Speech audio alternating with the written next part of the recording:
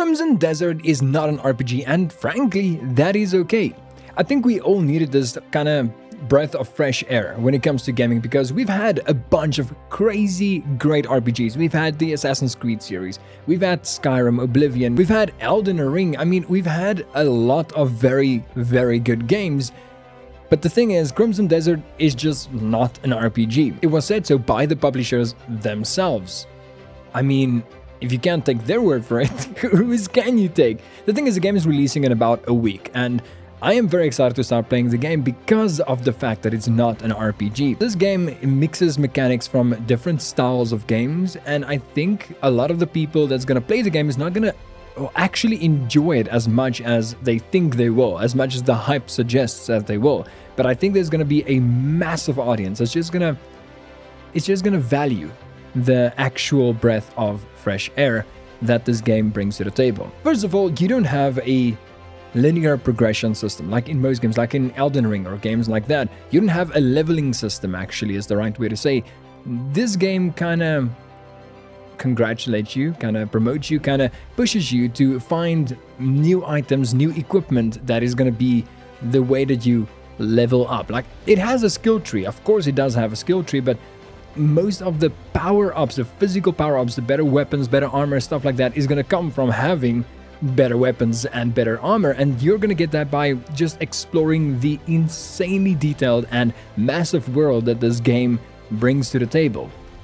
And I think that's going to piss a lot of people off, because if people don't want to explore, they just want to play the game for the story, I feel like a lot of these, I don't know, 70, 80 bosses that the game has is going to kind of nudge you towards trying to get better armor, trying to get better weapons, trying to figure out your style of gameplay, which kind of brings me to my next point, actually.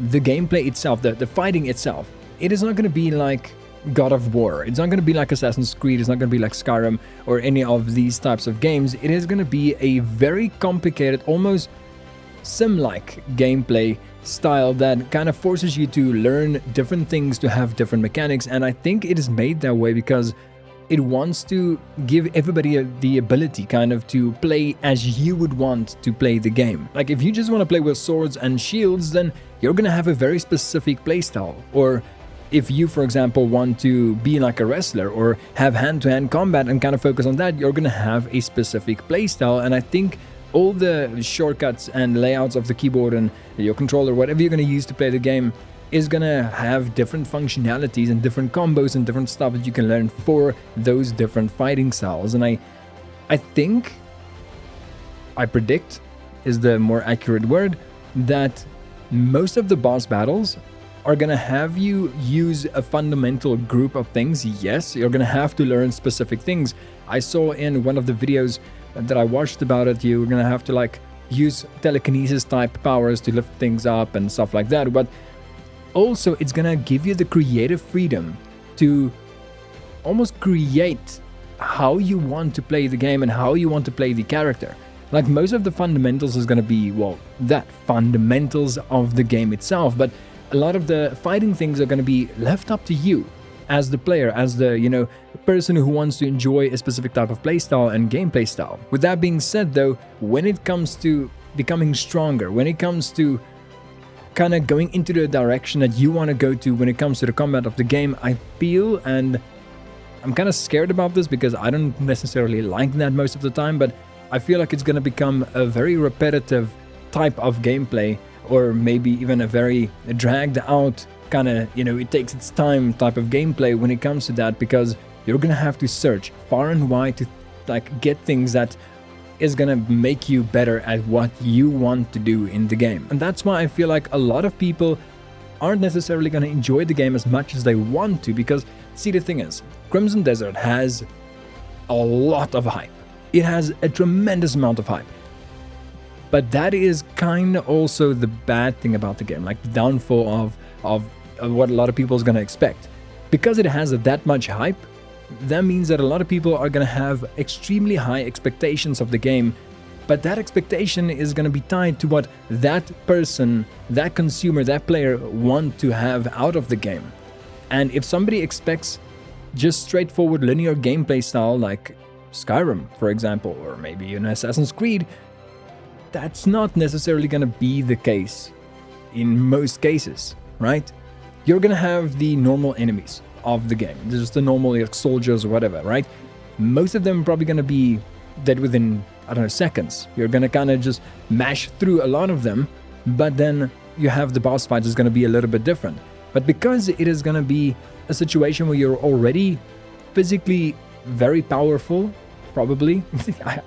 The thing is, right, I'm not exactly sure. Like, things can change. We don't know too much about the game, and Pearl Abyss is very adamant on it to not have too many people really know what's going to happen in the game, right? But you're probably going to be strong enough to, disintegrate a bunch of enemies in front of you within seconds. Not to say that you won't die if you, don't actually pay attention to the game, but yeah, you're going to probably be able to just disintegrate a lot of things until it comes to the bigger boss fights or, mission-specific type of stuff. But that is going to cause you to do the exact same thing or similar things over and over again, and exploring this insanely big map of the game. Crimson Desert has an extremely large world where it's going to be good for you to explore it and kind of find nooks and crannies and puzzles, and there's going to be a lot of puzzles, so people don't like puzzles, And while you explore this huge world and finish side missions and talk to different NPCs and do puzzles and everything, that is how you're going to find a lot of the equipment that you want to have or want to try out in the game. So it's going to be a grind, yes. It's going to feel somewhat repetitive at some points, maybe. I don't know, but maybe. Is it going to take a long time? Yeah, a really long time probably, because even though you can probably fly all over this world, if you truly want to explore this insanely big map that Pearl Abyss made for us, then you're gonna probably have to be on the ground a lot of the time. And as I understand it, when you're on the ground, the game feels more like Red Dead Redemption 2, where it's gonna be a slow-paced, kind of keeps you grounded type situation. You're gonna feel every movement, like it is gonna be a situation where you can physically and actively and slowly explore everything in the game. So for people who just want a fast-paced God of War style, Devil May Cry style game where you're just gonna hack and slash and go crazy, this is probably not gonna be for you. I can't say that for sure because I haven't played it yet. I'll let you guys know as soon as I can.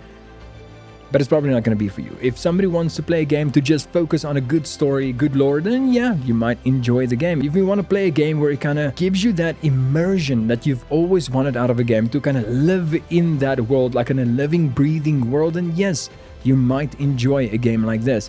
If you want a game where you have a solid progression system or like a leveling system where you can do the same thing over and over again and just become stronger by doing that same thing over and over again, that's probably not gonna be the case in Crimson Desert. How do you feel about Crimson Desert? What do you expect about the game, or how do you expect the game would turn out?